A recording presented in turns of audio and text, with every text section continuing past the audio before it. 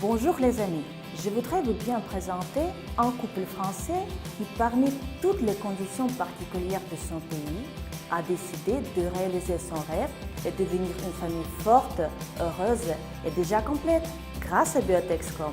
Saluez Frédéric et Christelle. Donc, bonjour Christelle, Bonjour. Frédéric. Bonjour.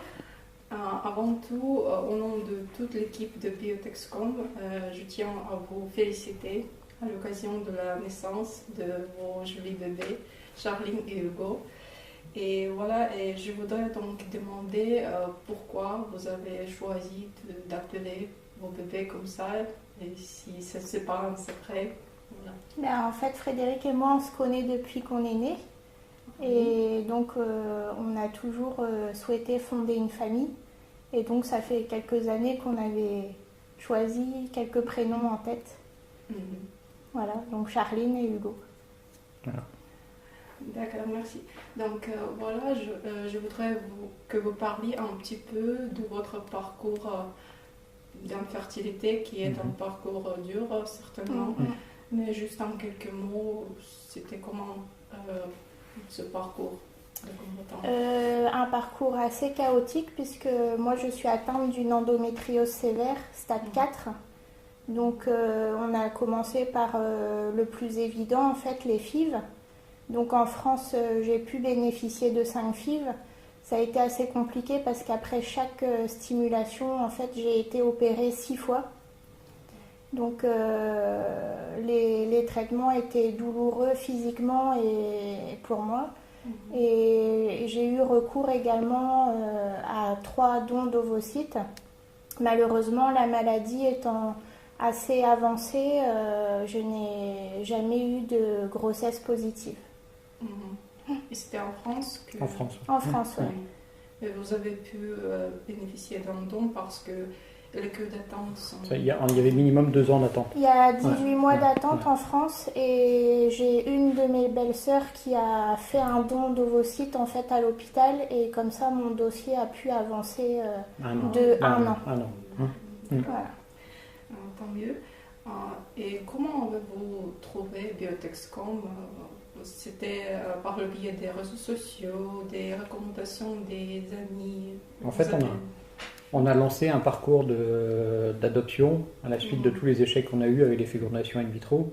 On nous a fait plus ou moins comprendre que madame mettait sa vie en péril à force des opérations, opération sur opération.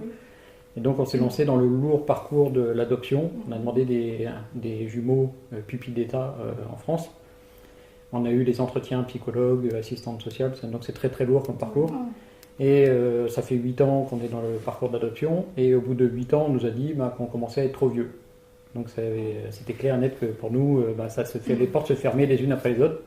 Et c'est un petit peu par hasard qu'on est tombé sur Biotexcom sur Internet. Oui. Et donc on a pris contact avec la clinique directement, on a téléphoné. Et là on a eu toutes les informations et on s'est lancé dans l'aventure, quoi. Donc votre première visite chez Biotexcom, vous vous en rappelez? Oui. C'était comment?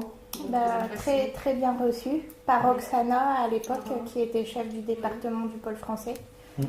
Et clinique très propre, mais contrat très clair aussi, c'est pour ça qu'on s'est tourné vers l'Ukraine. Et... Le taxi est venu nous chercher à l'aéroport directement, nous a amenés à l'hôtel. Donc en fait, tout était pris en charge, on n'avait pas trop de stress. Voilà. Tant mieux. Et vous avez dû donc faire un dossier de documents assez important pour déclencher le programme. Donc pour les couples qui souhaitent aussi entamer le programme GPA en Ukraine, c'est quoi comme document? La priorité déjà, il faut être marié pour démarrer le parcours. Et ensuite, il faut prouver aussi sa stérilité. Alors, donc moi, c'est vrai que le dossier médical, je l'ai réclamé partout où j'ai été opérée. Et ma gynécologue également a pu faire le certificat de stérilité. Afin de prouver qu'il y avait un souci pour l'annulation justement avec l'endométriose. Vous avez fait quelques examens médicaux sur place? Frédéric, oui. Ouais, moi j'ai fait une prise de sang, spermogramme. Parce que pour ma situation, ce ne sont pas mes ovocytes. Donc moi, je n'étais pas concernée par les examens médicaux. Oui. Et vous avez pu donc choisir votre donneuse de Russie Tout à fait. vous-même. Elle ressemble à vous. Oui, Au niveau des traits du visage, beaucoup. Oui. Sauf la couleur des yeux qui, elle, était bleue comme la mer, mais bon, c'est pas gênant, au contraire. C'est joli. Ouais. Ouais. D'accord. Et donc, quels services sont inclus dans le prix? Vous avez dit en fait. Nous, on a pris le pack économe Oui. et qui inclut le taxi en arrivant à l'aéroport, l'hôtel, le logement, en fait, les déplacements, la villa une fois que les enfants sont nés, les déplacements jusqu'à la clinique. Tout est pris en charge. Sauf les billets d'avion. Sauf les billets sauf d'avion. les billets d'avion, Les bien billets sûr. d'avion. Ok. Bon. Et comment se déroulait la grossesse de votre mère porteuse? Nous, notre mère porteuse, on avait décidé en fait de pas aller directement la voir. Après, c'est vrai que chacun fait comme il veut. Et on savait qu'on la verrait de toute façon à la fin du parcours. On lui demandait par l'intermédiaire de la clinique régulièrement des photos de son ventre. On en a reçu régulièrement. On était très heureux. C'est bien. Oui. Et tous les mois, on reçoit les examens, les échos. échographies, les images, tous les détails. Et il y a également 2 tests de trisomie qui sont faits au long de la grossesse, il me semble. Et vous avez donc appris à un moment que vous avez des jumeaux. Oui. Vous l'avez souhaité. Oui, Oui. c'était un souhait dès le départ. Une fille et un garçon. Une fille et un garçon, le choix du roi. Oui, c'est parfait. Et moi, je suis jumelle et mon père a un frère jumeau et le frère de mon père a des quadruplés. Donc voilà, donc on est tous très heureux dans la famille que ce soit des jumeaux, filles et garçons en plus, alors on ne pouvait pas espérer mieux. D'accord. Donc votre mère porteuse a accouché hors Kiev, dans une ville de Kirovohrad. Oui. Voilà, vous vous êtes rendu là-bas. Comment vous trouvez la maternité? On a été accompagnés en fait par une guide française, donc on a pris le train de bonne heure le matin, il y a 3 heures de train et 1 heure de taxi. On a été vraiment bien encadrés. La maternité, elle est très moderne. Les sages-femmes, on le voit, sont très professionnelles. Oui. Donc c'était très émouvant de rencontrer Charline et Hugo pour la première fois à la pouponnière. Et puis on a refait le trajet en sens inverse en fait le soir et donc on a pu profiter de nos enfants 3 heures dans le train au retour. Et puis maintenant on fonde notre petit cocon familial à la villa, le temps d'attendre les documents. Vous vous êtes déplacé donc dans une autre villa ici. Oui. Et ici, il y a des outils pour. Il y a tout ce qu'il faut. gérer Il y a tout ce qu'il faut. Il y a tout ce qu'il faut sur place, table de change, stérilisateur, les lits pour les bébés. Pour prendre les bains. Il y a la baignoire pour les enfants. Et au premier jour de la sortie des bébés, on vous a fourni quelque chose Oui, on a eu un pack. On a eu des cadeaux, on nous a fourni les couches, le lait. Les biberons. Voilà, les biberons. Donc vous êtes bien occupés. Voilà. Ouais.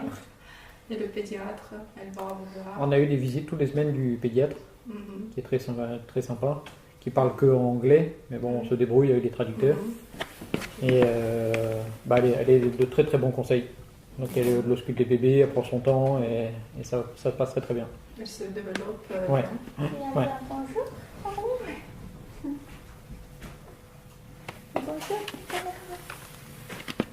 Quand on était à Kirovohrad, on a rencontré la mère porteuse et on a de la chance, on a sympathisé tout de suite avec la mère porteuse et on lui a demandé si elle était d'accord qu'on garde contact avec les réseaux sociaux. Donc on l'a sur nos contacts Facebook, donc on continue à discuter avec elle. Donc elle nous a demandé d'avoir des photos régulièrement des enfants et on lui écrit. Elle est mariée, elle a 2 filles, donc elle avait une préférence pour le garçon. D'accord.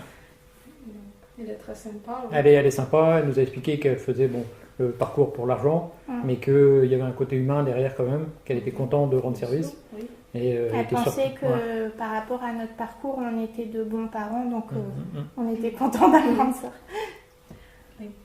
Et maintenant, j'ai une question plutôt générale. Qu'est-ce que vous avez aimé et qu'est-ce que vous n'avez pas aimé chez Biotexcom? Soyez honnête, objectif, voilà. Là, ce qu'on a aimé, c'est que ça y est, on est des parents, après tant et tant d'années Le d'attente. parcours a enfin abouti. Voilà. Oui. Et des choses négatives, on les voit pas au premier abord, puisqu'on est tellement heureux que. Ouais. C'est 9 mois de stress. Pour moi, personnellement, ça a été beaucoup de stress, mais bon, comme une grossesse classique. Nos familles sont au courant de notre parcours. On leur a expliqué que c'était du GPA. On ne fait pas la promotion du GPA. En France, c'est interdit.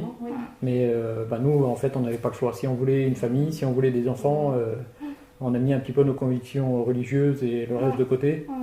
Et on n'a pas eu le choix. Voilà, c'était la seule solution qu'on avait pour fonder une famille. Oui, c'est évident. Ouais.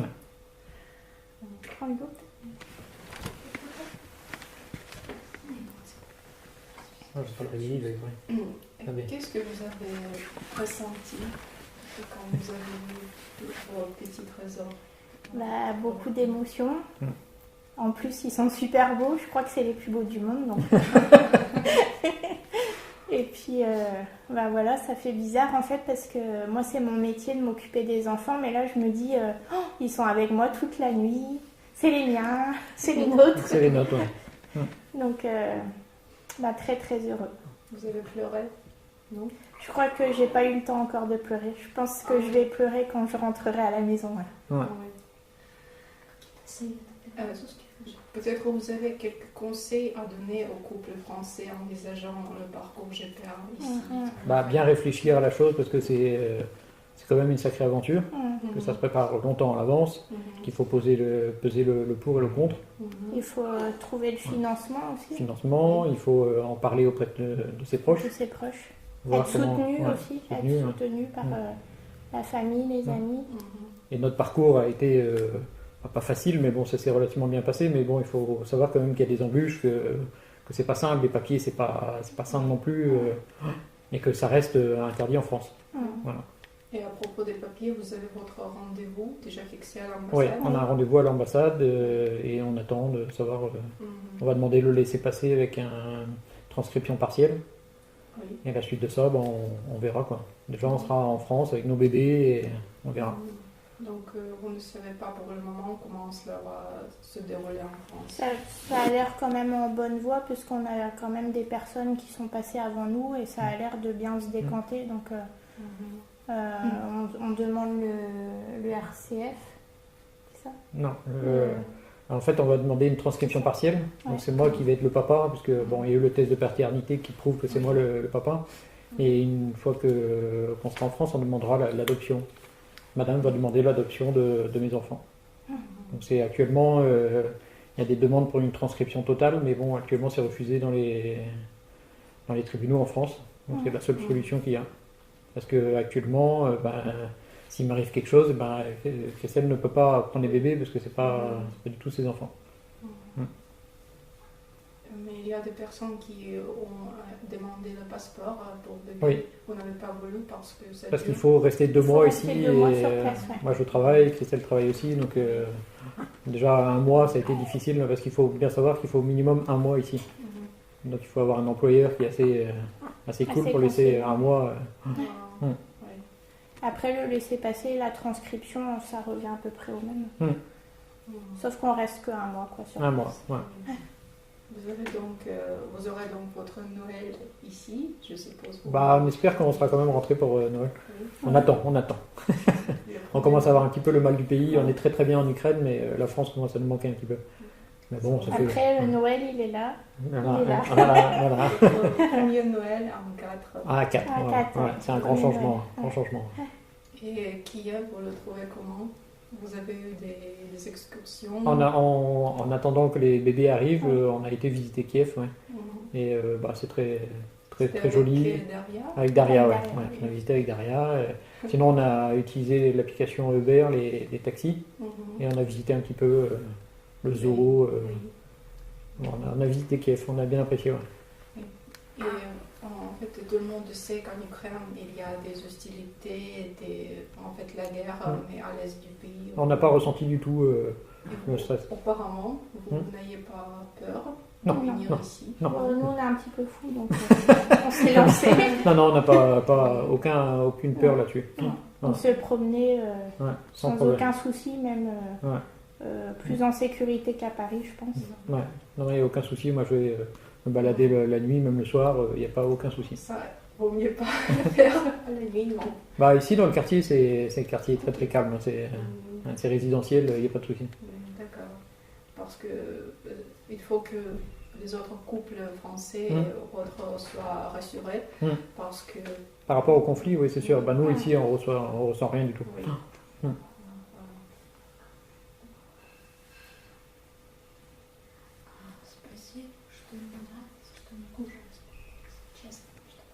Donc, vous avez peut-être autre chose à dire, à prévenir les autres couples, quelque chose? Bah, avec les réseaux sociaux, on apprend pas mal d'informations. Nous, quand on s'est lancé, on n'avait pas du tout d'informations. On s'est lancé un petit peu à l'aveugle. Là, il y a le réseau social qui se développe un petit peu plus sur Biotexcom, le site de Facebook. Ouais. Il y a le site de Biotexcom qui est très bien aussi et qui apporte tous les réponses.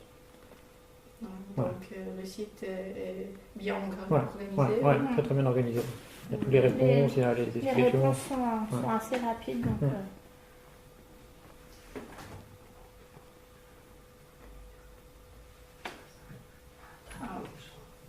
Et donc sur Facebook, vous avez déjà des connaissances avec des couples qui vont venir ici? Ouais. Moi, ma gynécologue commence même à orienter des femmes qui ont le même souci que moi, en fait. Oui.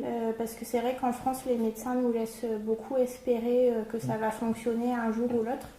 Et résultat, on perd du temps et on avance aussi dans l'âge. Oui. Et ma gynécologue, elle commence à orienter certains clients vers Biotexcom. Oui. Parce qu'elle voit le résultat. Donc, Elle les oriente pas, mais bon, vraiment. elle leur dit que c'est une solution Voilà. qui existe. Bon. Alors, parce qu'en France, c'est illégal. Ah, c'est totalement illégal. c'est illégal, mais bon, comme l'adoption française n'avance pas aussi, ça peut être une solution pour les personnes qui n'ont pas peur de le faire. Donc, je vous remercie beaucoup pour votre témoignage qui est vraiment, vraiment utile et précieux pour les couples à venir. Donc, je souhaite le meilleur à votre famille. Merci à vos beaucoup. bébés. Merci à la clinique et à toute l'équipe. On est très, très, très heureux. Merci. Mais on tient quand même à rappeler aux Français qu'en France, c'est interdit et que on n'est pas dans l'illégalité, mais bon, on est sur la tangente. Donc, c'est un parcours qui paraît simple comme ça qu'on explique, mais bon, faut bien réfléchir. Voilà. D'accord. Merci, donc excellente journée à vous. Merci. Malgré 20 ans de combat, ils sont devenus parents heureux des adorables bébés. Toute équipe de Biotexcom souhaite beaucoup de joie et beaucoup de santé à cette nouvelle famille.